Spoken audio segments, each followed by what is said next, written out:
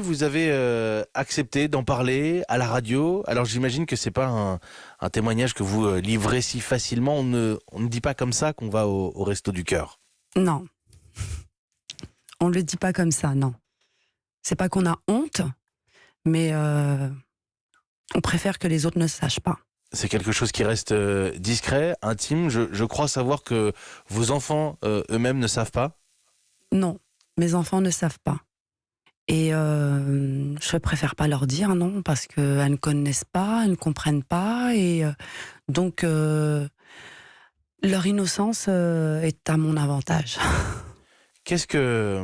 Jamila, qu'est-ce que vous allez chercher de manière très concrète, en priorité au Resto du Cœur? C'est des produits de première nécessité, de l'alimentation? De la nourriture, oui. Évidemment.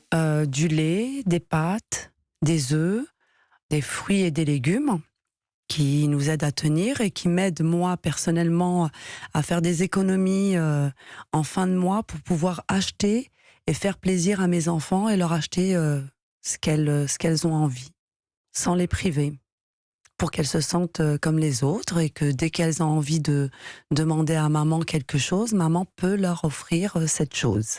Je voudrais qu'on rentre un petit peu dans le détail sur votre cas personnel, parce que on va casser peut-être quelques idées reçues pour certains.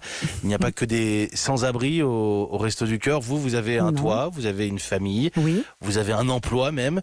Mais voilà, la vie, les accidents de la vie vous ont conduit là. Oui, avant je travaillais, j'étais responsable, je gagnais entre 3 000 et 3 500 euros par mois. Aujourd'hui, vous gagnez combien par mois? Aujourd'hui, je gagne 300 euros par mois. On enlève un zéro. Jamila, est-ce que vous pourriez nous raconter la première fois que vous avez franchi la porte des Restos du Cœur? Il y a 2 ans et demi, je crois. Exactement, c'est une amie qui m'en a parlé. Alors, elle m'a conduite là-bas. J'y suis allée, on m'a demandé mes papiers, c'est-à-dire ce que je gagnais, ma quittance de loyer, ma quittance d'électricité, mes impôts. Vous dites, c'est une amie qui m'en a parlé, mais vous connaissiez les Restos du Cœur comme tout le monde? Oui, mais j'avais pas l'idée d'y aller, oui. J'ai pas eu ce déclic. Je sais pas, j'avais du mal à me dire que j'en avais besoin. J'avais l'impression de régresser. Bon, c'est bizarre à dire, hein. Pourtant les Restos du Cœur m'ont beaucoup aidée et m'aident toujours beaucoup. Mais on a cette image de nous, qu'on a l'impression que, je sais pas, qu'on n'est plus celle qu'on était en y allant, mais alors que non.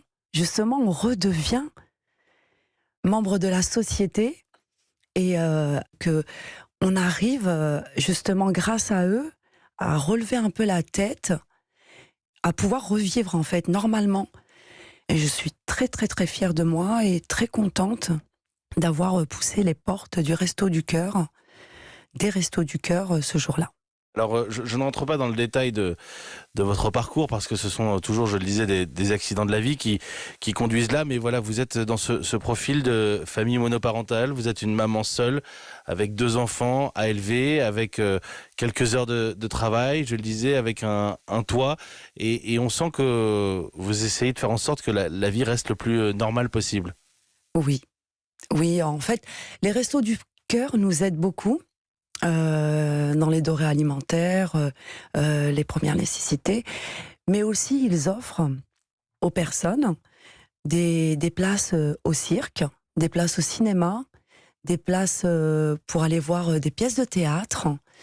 Et tout ça, en fait, nous aide beaucoup parce que les enfants ont l'impression que c'est maman qui leur offre tout ça.